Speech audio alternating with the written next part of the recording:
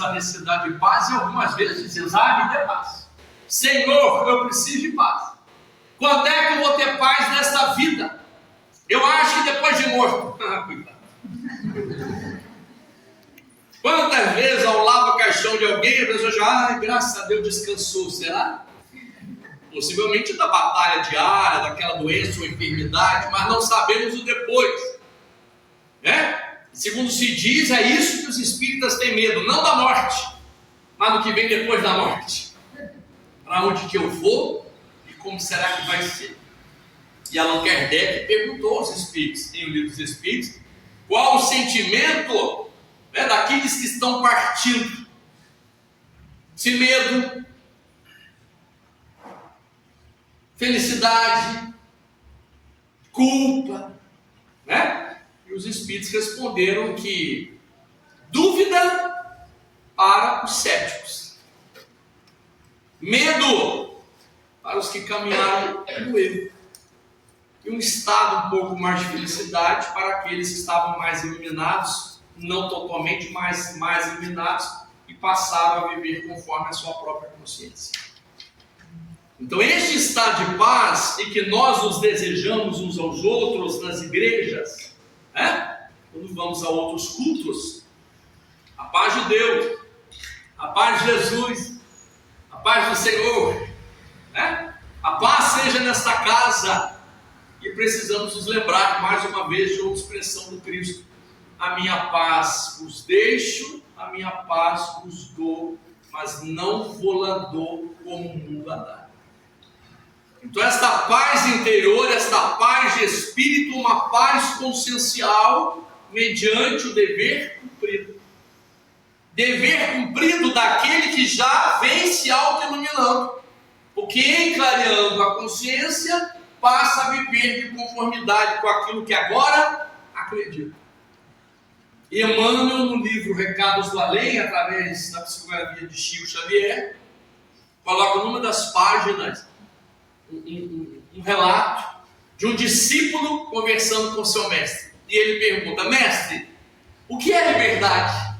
O que é ser livre? Segundo Emmanuel, o mestre assim respondeu ao seu discípulo: se ainda não conheces as leis de Deus, estás livre para fazer o que queres. Mas se já conheces as leis de Deus, estás livre para fazer o que deves. Então, o processo da liberdade entre o dever, o querer, a partir daquilo que conhecemos. Então, este estado de paz ou de pacificação, de pacificação íntima, nasce justamente deste processo de autoeliminação, onde vamos nos sentindo mais sensíveis à própria realidade de seres imortais, com os olhos voltados à eternidade, mas sem perder de mira os sinais de trânsito que precisamos respeitar, enquanto estamos vivendo a transitoriedade da vida, tendo que alimentar as nossas fomes, não só do pão material, mas de outras necessidades. Vamos lembrar da pirâmide de Maslow, de outras necessidades na base das necessidades primárias, de conservação, o próprio instinto de conservação, necessidades primeiras, os meios de conservação para que a gente esteja de pé, trabalhando, com condições de luta, mas depois se encaminhando para as outras demais necessidades, das de relacionamento, de família, de trabalho, até atingirmos o ápice daquela pirâmide, procurando atender a nossa necessidade de autocompletude ou de plenificação interior. Plenos interiormente, não perfeitos, mas um estado de plenificação interior, que é um estado de paz. Possivelmente não fizemos tudo o que gostaríamos de ter feito, mas fizemos, sim, o que nos foi possível fazer, mas realmente com a consciência do que foi possível fazer e daquilo que não deixamos de fazer quando poderíamos ter feito. Allan Kardec recebe uma resposta dos Espíritos, em O Livro dos Espíritos, a falar desta dinâmica das criaturas humanas mediante o seu próprio processo de recuperação ou de auto-recuperação daquilo que a gente tem que fazer por si mesmo. E os Espíritos dizem assim: alguns chegarão do outro lado como suicidas morais. Não é aquele que atenta contra a sua vida física, cometendo suicídio, matando o corpo físico, mas é aquele que de alguma forma está matando, que jamais matará, é claro, mas criando processos, outros processos de morte. Morte existencial, morte da alegria, morte do viver, morte da paz, morte da luz, processos de mortificação íntima, onde nos perdemos em variadas situações diárias, cotidianas, que como não estamos ainda totalmente conscientes, a gente se perde. E quando vê, está fazendo o que todo mundo faz, e deixa a guerra do outro invadir a nossa paz. Quando não somos nós a colocar a nossa guerra na paz do outro. E repetimos frases como muitas pessoas repetem. Quando a gente vê, está repetindo a mesma coisa, embora conheça ou saiba outra coisa. Ah, só Jesus na causa. Só por Deus. Ninguém, meu Deus, só por ninguém merece. Até quando isso, meu Deus? Uma tia um dia me perguntou: meu filho, mas a gente tem que estar aceitando, perdoando até quando? Eu falei: mas depois que aprendeu, filho, é até sempre. Não tem um até quando, não é um processo temporal ou temporário. Quando eu aprendi o perdão, quando eu aprendi a compreender, quando eu percebi a necessidade que, realizando o meu dever ou cumprindo a parte que me cabe, eu estarei em paz, não tem até quando. É sempre. E aí ela me perguntou: mas e o outro? A gente faz e o outro nada? Eu falei: depois a gente vê no final. Aí cada um com a sua. Porque eu tenho que dar parte da minha parte e não da parte do outro. A questão é que a gente parece que está sempre, Joana de Ângeles chama isso de moral materializada ou materialidade moral. A gente está sempre negociando com a parte moral. Eu mudo, mas o outro tem que mudar também. Eu vou perdoar, mas o outro também tem que perdoar. Eu vou ser bom, mas com quem for bom comigo. Quem me tratar bem, eu trato também. Então isso não é processo de transformação moral. Isso, Joana de Ângeles chama de materialidade moral. Isso é negociação com as virtudes. E por isso não nos sentimos em paz. Porque não nos completamos e ainda ficamos incomodados que o outro também não se completou. E parece que a gente só quer se completar quando ele se completa você primeiro. Completa você primeiro. Depois eu mudo. E quantas vezes, possivelmente, as nossas preces não foram essas? Senhor, muda meu marido.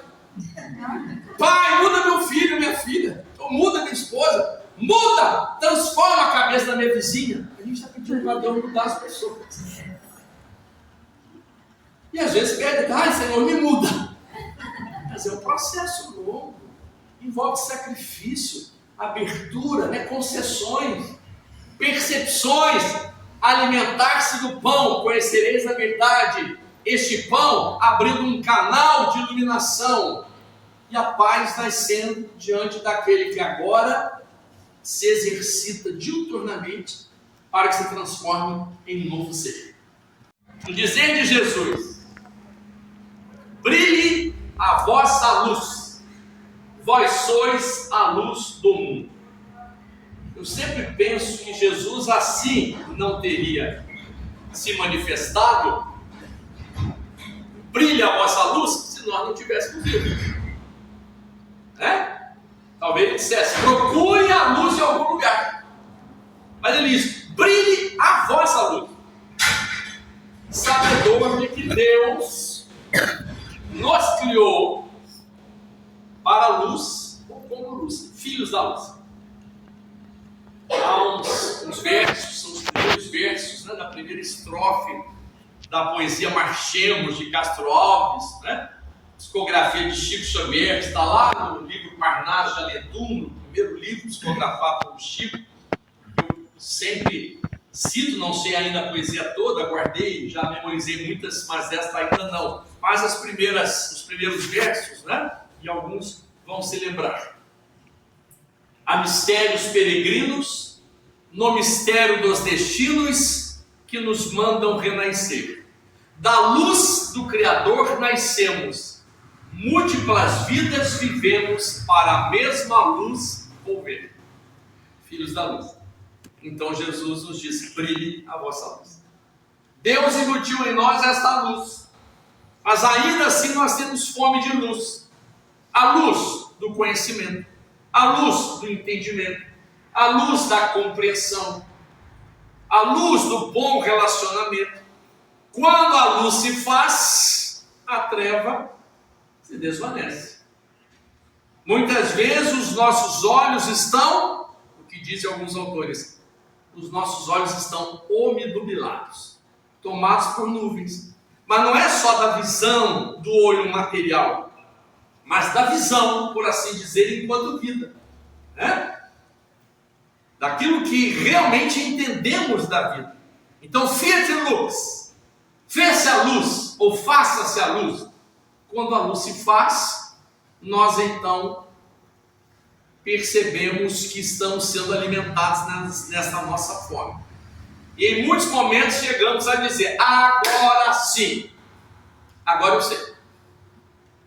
Quando caímos na real, uma expressão um pouquinho a nossa época, falando-se Melga e pessoal de mais tempo, que foi falado aqui de antigos, né?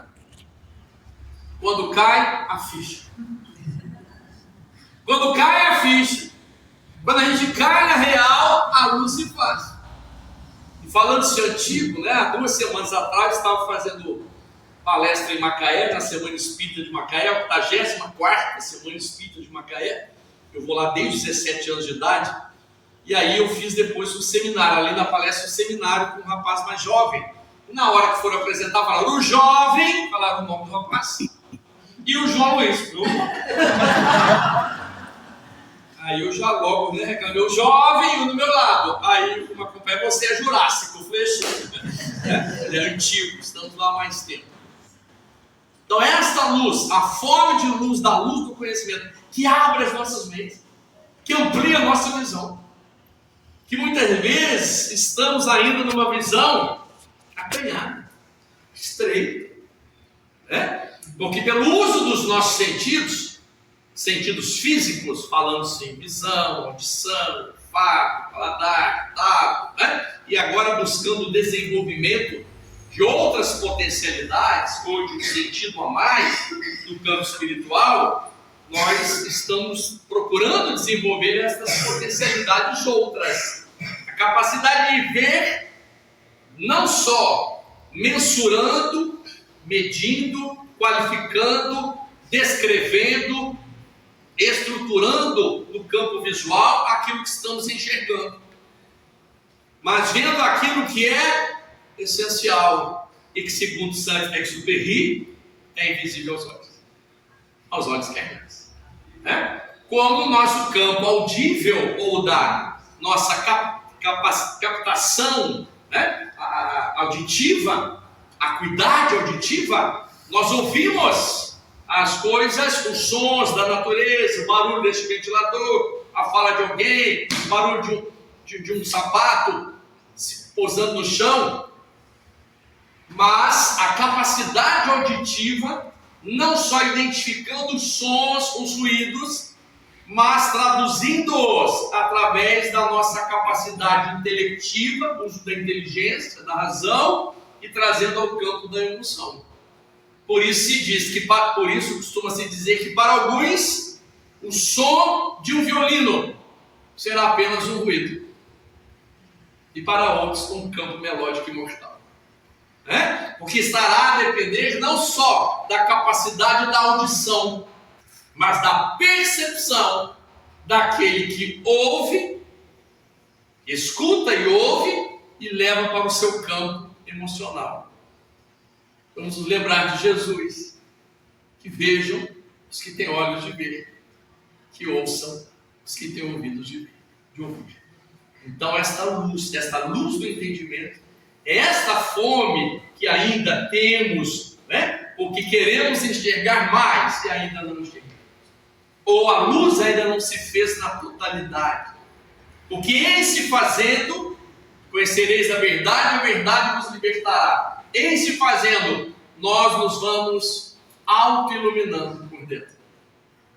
E este processo de auto-iluminação vai matando a nossa fome de pão, do pão espiritual, que vamos nos sentindo alimentados a partir daquilo que agora em nós clareou, mentalmente, moralmente, emocionalmente, sentimentalmente.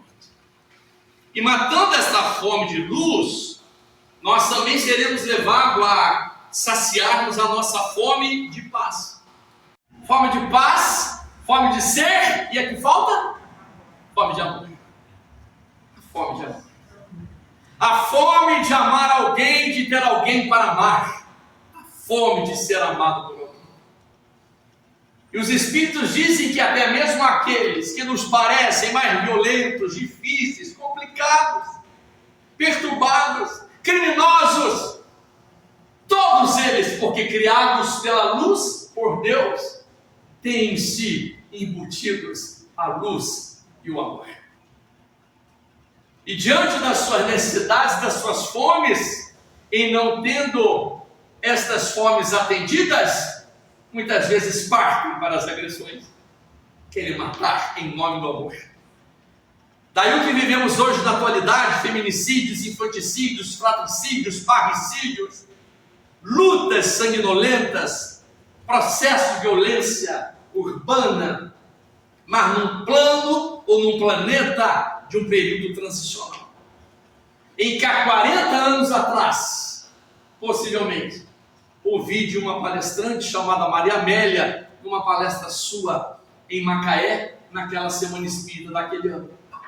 Já uma senhora idosa, uma palavra muito firme, evangélica, postura doutrinária nobre. E aqueles tempos, já de 30, 40 anos atrás, ela disse, abrindo os braços: o umbral abriu os portões. Estão voltando à Terra para este período de mudança, de implantação do reino do Pai, espíritos muito difíceis, para a separação do joio. Deus, que nunca fecha os portões ao arrependimento de seus filhos, está enviando à Terra esses espíritos perturbados, complicados, criminosos, chegando num tempo em que escolas, universidades, creches, psicologia, sociologia e outros estudos avançam para um processo de humanização das criaturas humanas. Para que os bons, ou candidatos a serem bons, como diz Divaldo Franco, que ninguém é bom totalmente, mas é candidato, para que os bons sejam para eles exemplos, instrumentos para que eles mudem. Ao mesmo tempo, eles serão, para os bons ou candidatos a bons, grandes testes e momentos de provações, como os primeiros cristãos passaram a era do cristianismo primitivo. Mas enfrentando as feras, sabendo que teriam seus corpos rasgados dos círculos romanos, enfileirados, cantavam hosanas ao Pai, hinos de gratidão ao Senhor. Momento em que hoje, na atualidade, não tendo mais que oferecer os nossos corpos ou a nossa vida para que passemos um processo de morte para servir ao Cristo, temos que enfrentar outras feras e outras arenas sociais, morais, sociológicas, psicológicas, num mundo turbulento, de espíritos que retornaram do umbral. Embora Chico Xavier, numa de suas entrevistas, vídeo este resgatado e alguns devem ter visto, o Chico falando do Evangelho, uma senhora perguntou: Chico, de onde nós viemos? E o Chico falou: todos viemos do umbral. E ela disse: e você? Ele falou: todos viemos. Aquele jeitinho dele, né?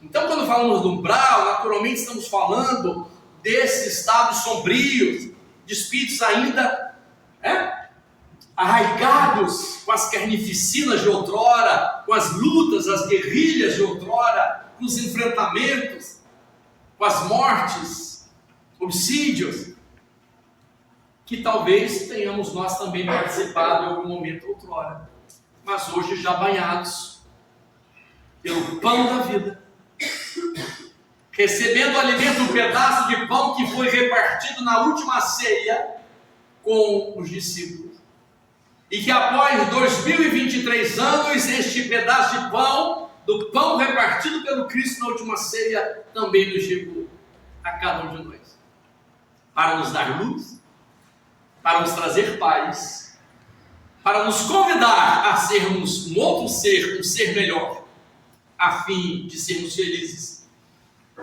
e para que nos banhemos no amor que cobre uma multidão de pecados. Ali Pedro Camargo Vinícius vem falar sobre a forma de ser. Por quê? Nós queremos ser felizes ou felizes. Queremos ser felizes, queremos ser um dia perfeitos, queremos ser criaturas melhores, seres melhores, mas isso nós precisamos trabalhar outras fomes deste ser. Que fome que nós temos enquanto se fala do ser? Eu, fazendo uma análise minha, pensei em algumas, gente. Quero dividir com vocês, não sei se são as mesmas fomes que vocês têm, mas também fazendo uma análise das pessoas com as quais trabalhei só no judiciário 30 anos. E às vezes eu observando dessas muitas fomes. Fome de ser visto, ser notado. Fome de ser compreendido, de ser reconhecido. Fome de ser valorizado. A gente vai numa festa para ficar atrás do pilastro? É para ser visto. Quer encontrar com os amigos, quer encontrar com os parentes. Estamos sentados agora, que encontro maravilhoso, e aquele nosso primo, e aquele abraço gostoso. É isso, a gente vai no lugar para ser visto. Quando eu cheguei, as meninas, nossa, João, camisa bonita, mas já imagina se eu ia mal arrumado. Rapaz, tá mal arrumado. E vem fazer uma palestra sobre felicidade. A mamãe não olha quando eu saio de casa, essa camisa tá boa. Aí fui um dia desse fazer uma palestra numa outra cidade aqui do Vale do Paraíba. Depois um companheiro me confidenciou, era uma outra camisa. Ele disse, eu gosto mais de você, era um senhor já, tem 90 anos, é um amigo há anos. Gosto de você com camisa clara, você está com a camisa escura, parece que não fica bem para você. Mas eu estava com um pouquinho de peso a mais e a gente usa o preto para esconder. Agora deu uma emagrecida. Aí custou uma amiga que diz, agora a gente deixa a camisa para fora e até põe para dentro, porque agora não tem problema. Mas enfim, aquilo que estamos vestindo interfere. Divaldo Franco, numa de suas palestras, disse, eu jamais esqueci, somos responsáveis pela imagem que plasmamos nos outros. Somos responsáveis pela imagem, pelas imagens que plasmamos nos outros. Não tem a ver só com vestimento, naturalmente, mas às vezes até isso. Até isso. Então existem outros fatores que envolvem estas imagens que nós estamos criando e que está gerando no outro uma visão sobre nós. Um exercício muito prático, Peço desculpas até a Leonora e outros psicólogos aqui, mas é um exercício muito prático. Aprendi um dia num curso que tratava sobre psicologia, que a gente deveria responder 3 questões. Eu gostei muito desse exercício. Primeira, como eu me vejo? Ou seja, como você se vê? Como eu me vejo? Segunda, como os outros me veem? E terceira, como realmente eu sou? Eu falei que são perguntas simples, mas deu para ver a complexidade. Um exercício simples no sentido de que não tem um aprofundamento técnico meu especializado na área, porque eu sou psicólogo. Mas há uma complexidade somente nessas 3 questões que a gente leva uma reencarnação inteira para responder. Como eu me vejo, como os outros me veem e como realmente eu sou. Como eu me vejo, qual a imagem que eu tenho de mim mesmo, além da imagem que eu vejo no espelho, materialmente falando.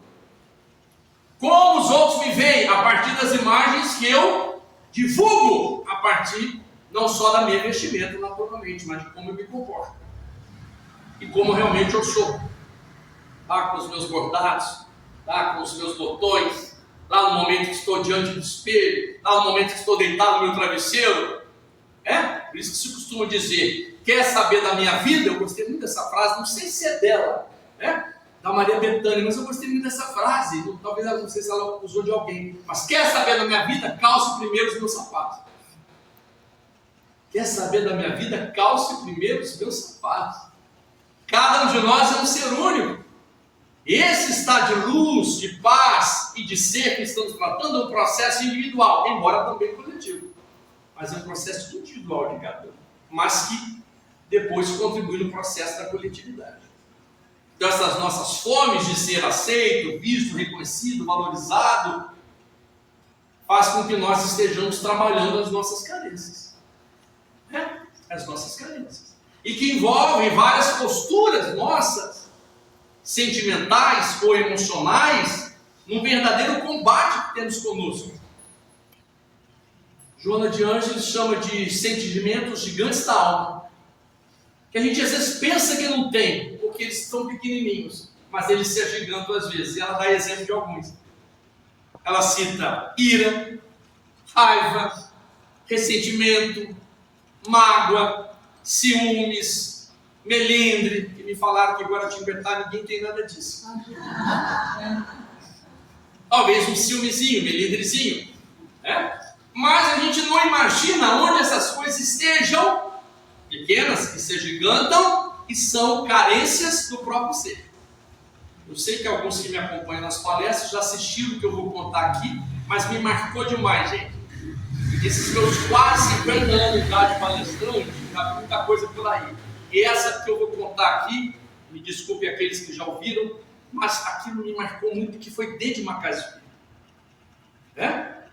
Cheguei àquela casa, numa cidade onde ia pela primeira vez, somente o presidente da casa me conhecia, estava indo a primeira vez naquela região. E aí cheguei, me assentei, as pessoas foram chegando, quase ninguém veio me cumprimentar, porque eu não sabia que eu era orador, eu também já estava sentado à frente. Antes do presidente e coordenador da reunião me chamar, uma senhora veio, tinha lugares, ela se sentou do meu lado, como você se sentou aqui. E ela sentou do meu lado, aquele cumprimento formal, boa noite, boa noite. Ela não sabia que era orador, também não sabia que era ela. Ela achou que eu era participante, eu também imaginei, é claro, que o orador sou eu, então ela deve ser participante da casa. Aquelas coisas. Quando de repente ia iniciar a reunião, o presidente pediu que alguém fizesse uma prece, pediu para uma senhora lá de trás, que eu nem voltei os olhos, que não importa quem vai fazer a prece, alguém vai fazer a prece, e pediu para uma senhora tal fazer a prece. E ela fez. Quando ela terminou, esta que estava sentada do meu lado, sem me conhecer, me cutucou e falou assim: tudo que ela não tem coragem de falar na minha cara, falou na prece. Mas eu levei um susto. Eu quase mudei, inclusive, o tema da palestra. O tema era outro, mas quase que eu fui para esse caminho dos melinhos, das coisas, mas não sabia. Foi assim, direto. O que não tem coragem de falar na minha cara, falou na prece. Meu Deus, onde eu fui parar? Onde eu vim parar? Querendo ir para frente, que já sabia que ia ser chamado, mas ao mesmo tempo meio curioso de saber o que tinha acontecido. Gente, faz uma coisa, meu Deus, o que está pegando? Só me deu tempo de perguntar, mas como assim, o que foi? Querendo consertar a situação, possivelmente reconciliar através de alguma fala minha na palestra. Eu tentei pegar aquele gancho para, em algum momento, eu não citar, mas eu coloquei. Ela disse assim, quando ela falou assim: Senhor, abençoa as pessoas perturbadas, complicadas, é de mim que ela está falando. Então, o tal do melindre tem por todo lado. E ao falar, Senhor, abençoa as pessoas perturbadas ou complicadas, aquele que se sente perturbado ou complicado, vai deixar que é para ela. E ela achou que era para ela. E naquele momento, desde a prece inicial, já ficou totalmente em desequilíbrio. E foi bom até eu saber. Né? Porque embora olhando para toda a coletividade, eu me firmei mais nela. Pedi aos amigos espirituais para envolvê-la, para socorrê-la, para trazer um estado de paz, para trabalhar suas carências, suas necessidades. Não mudei o tema da palestra, mas fiz algo, um viés que pudesse atender aquelas suas necessidades, quem sabe. Né? Porque a gente não conhece as necessidades senhoras que estão, mas costuma-se dizer, e é real, Deus sabe. e às vezes coloca na boca da gente algo que a gente nem pensou em falar e fala. Depois eu volto para cá, por que será que eu falei aquilo? Foi aquela hora que eu falei e vi alguém fazer isso. Ou então foi aquela hora que eu falei e vi alguém cutucar quem estava do lado. Eu falei, era para aquilo que eu falei. Então, Espírita Amor e Luz, aqui de Guaratinguetá, encontrando companheiros e companheiras daqui e outros também de outras casas aqui de Guaratinguetá. Eu conversava há pouco com a Joani, uma breve conversa, de que estivemos aqui muitas vezes, desde os tempos da nossa mocidade, não só nos encontros e reuniões de jovens, mas em reuniões do movimento de unificação, né? Que hoje é chamado USE regional, e à época era chamado de 17º CRE, era o 17º Conselho Regional Espírita, que reunia as cidades de Cachoeira Paulista, Lorena, Guaratinguetá, Piquete, Cruzeiro, né? E depois se estendeu até Bananal.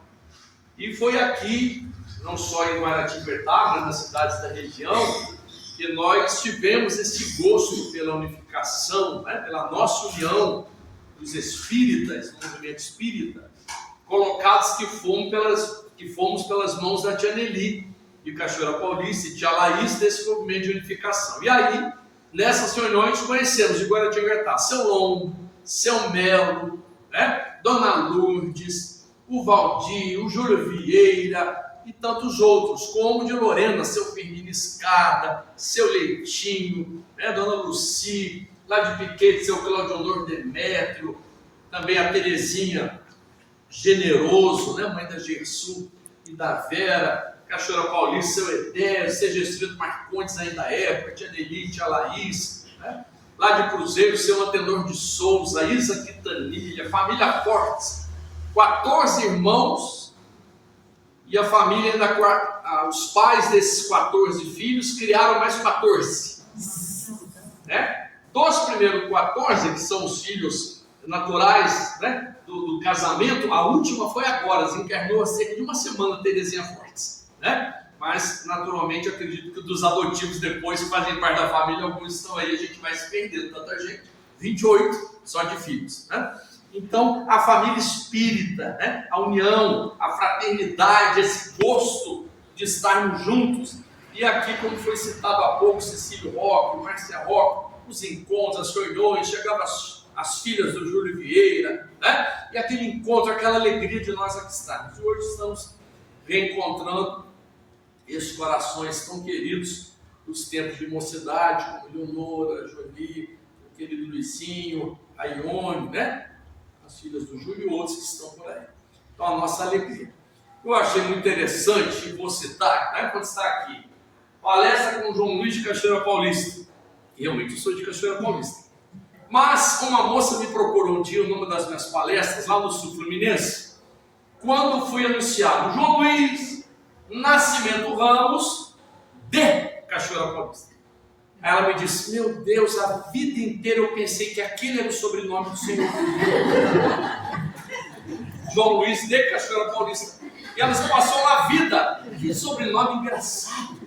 É? Aí quando anunciaram então meu nome, que é João Luiz Nascimento Ramos de Cachoeira Paulista, agora sim, agora eu sei. Mas ela disse que a vida inteira pensou que eu me chamasse João Luiz de Cachoeira Paulista. Aí quando eu vi ali, eu falei, olha só, tem gente que vai pensar, né? Mas como é aqui da região, sabem que Cachoeira Paulista é a minha cidade, né? A cidade onde eu nasci. Eu acho bem trabalhado lá no plano espiritual, né? Para as palestras entre Rio e São Paulo, e também com acesso ao sul de Minas. A gente deu uma olhada, falei, é aqui, né? Vamos aqui, Eliasar, mais uma vez, que chega. Então, a nossa alegria estarmos aqui novamente. Nós colocamos este tema, o pão da vida, todos têm fome, né? E queremos fazer apenas uma observação, no sentido de ilustração. O pão da vida, todos nós sabemos, uma expressão de Jesus, eu sou o pão da vida, que está em João, no capítulo 6, versículo 48. Então, João Evangelista, capítulo 6, versículo 48, com a expressão do Cristo, eu sou o pão da vida. E nos versículos seguintes, ainda a narrativa acerca deste pão, que é liberta no ciclo. Então, quando nós fomos mais uma vez estudar estudar o Novo Testamento, porque meu avô, pai de minha mãe, fazia a gente estudar o Novo Testamento. Ele lia, relia, decorava com a gente. Espírita, parecia até evangélico, de tanto que estudava as leituras, né? Não só da Bíblia, mas ele em particular mais o Novo Testamento, mas gostava de decorar e ficar. E a gente acabou entrando nessa também. Então, de vez em quando eu vou lá também, de novo, como o vovô fazia, para buscar o novo mandamento ali, através, né, do Novo Testamento, e vamos fazendo o link com a própria doutrina, naturalmente, com o esclarecimento do Espiritismo. Todos têm fome.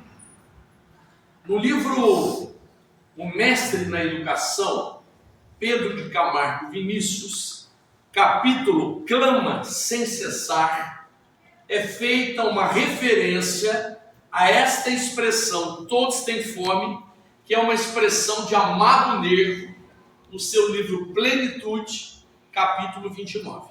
Então deu para entender? Então, todos têm fome é uma expressão de Amado Nervo, no seu livro Plenitude, capítulo 29. Que Pedro de Camargo Vinícius, no livro Mestre da Educação, neste capítulo Clama Sem Cessar, faz uma referência.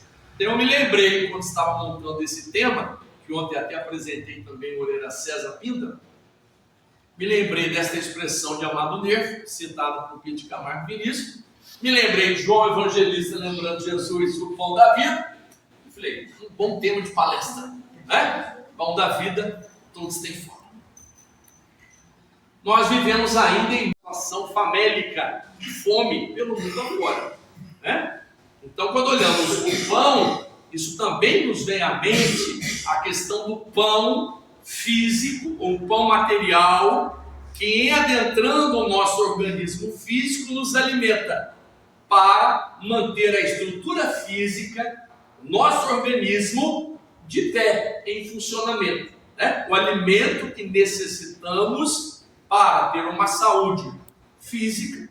E é claro, sabemos que hoje a saúde não é só a saúde física ou a ausência de doença, mas um conjunto de uma saúde integral que se vincula também à saúde psicológica, emocional, né? A saúde também do próprio ambiente, enfim.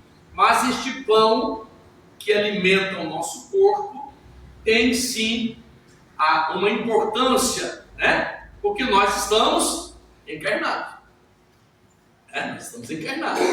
Então precisamos, para chegarmos aqui, acredito eu que todos de alguma forma, ou almoçar, ou lanchar, fizeram alguma coisa para que a barriga não fique roncando aí na hora deste momento, né? Mas, ou seja, estamos de alguma forma alimentados, cuidamos do corpo físico, tendo este pão. Há uma expressão socrática que diz que se a alma é imortal, é lógico viver-se com vistas à eternidade. Se a alma é imortal, é lógico viver-se com vistas à eternidade. Portanto, se somos seres imortais, embora vivendo em corpos físicos temporariamente, temos os nossos olhos voltados à eternidade, porque saindo da vida física, retornaremos ao plano espiritual, que é a vida verdadeira, a vida espiritual. Mas para não corrermos o risco de ficarmos só com os olhos voltados para lá, e deixarmos de dar a importância àquilo que nos acontece aqui ou por aqui, Emmanuel faz um contraponto na psicografia de Francisco Cândido Xavier e nos diz: é muito bom que se vislumbre as estrelas, mas não podemos descuidar dos sinais de trânsito. Então, ter os olhos voltados à eternidade, mas os sinais de trânsito representam a nossa vida no mundo, né? Enquanto uma vida temporária, passageira, mas importante, entre o berço e o túmulo, onde o pão, material como alimento, é importante. Mas nós vamos, é claro, percebendo também as outras nossas necessidades, onde dependemos agora não do pão material, mas do pão espiritual, né?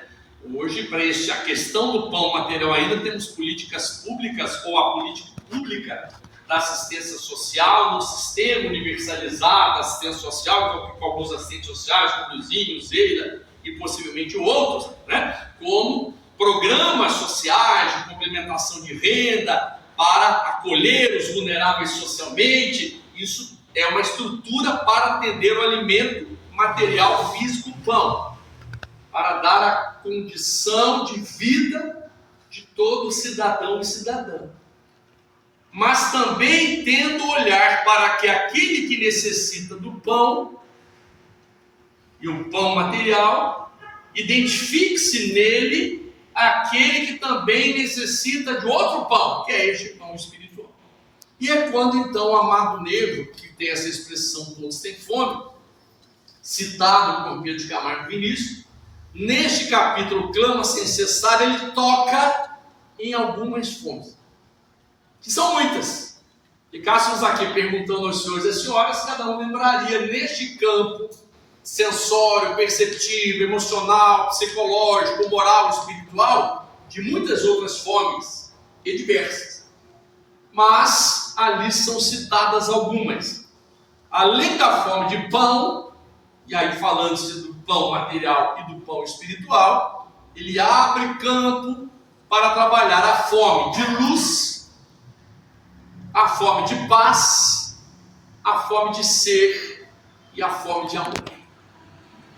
Então este pão espiritual alimentando aqueles que têm fome de luz, de paz, de ser e de amor.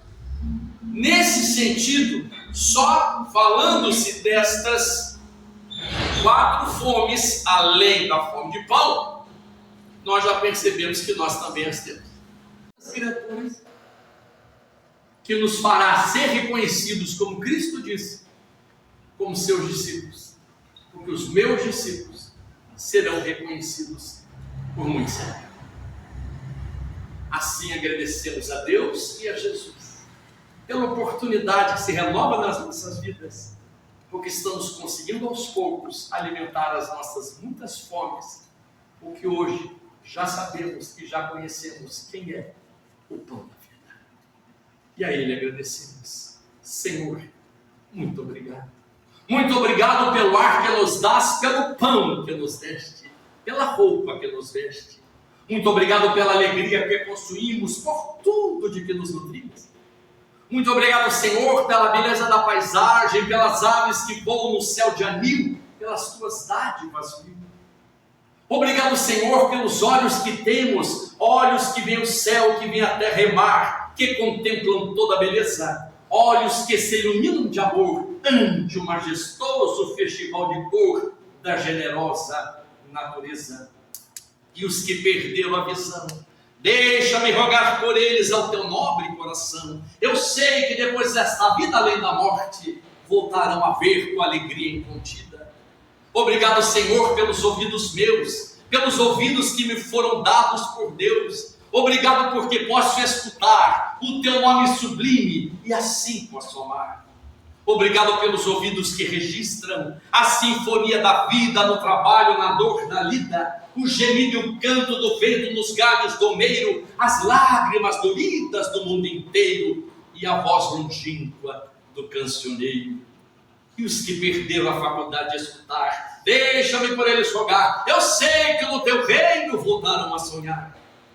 Obrigado, Senhor, pela minha voz, mas também pela voz que ama, pela voz que canta, pela voz que ensina, pela voz que ilumina, pela voz que fala de amor.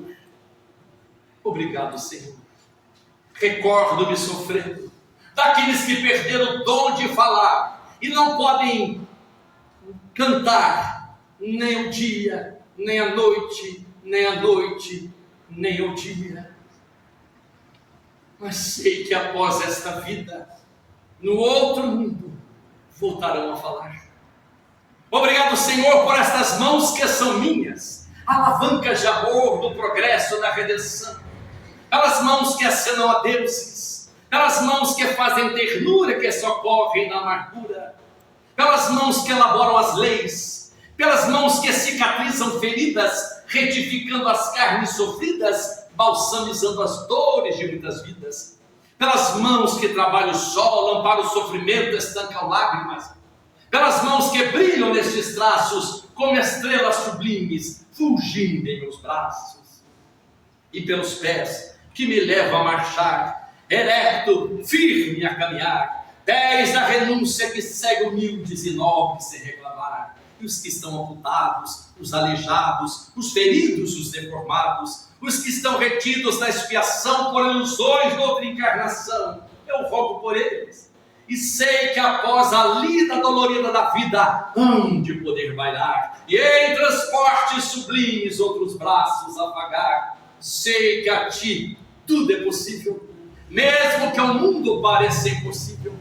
Obrigado, Senhor, pelo meu lar, o recanto de paz, ou escola de amor, a mansão de glória.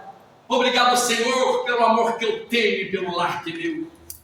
Mas se você quer, nem o lar tiver, nem outro abrigo para me confortar, se eu não possuir nada, senão as estradas, as estrelas do céu, como leito de repouso, um suave lençol, e ao meu lado ninguém assistir, vivendo e chorando sozinho ao léu, eu direi, cantarei ainda, obrigado, Senhor, porque te amo e sei que me amas, porque me deste a vida jovial, alegre, por teu amor favorecida. Obrigado, Senhor, porque creio em ti. Obrigado porque nasci e porque me socorres com amor, hoje e sempre. Obrigado, Senhor. Para aqueles que têm fome, Jesus já nos disse: eu sou o pão da vida. Muita paz.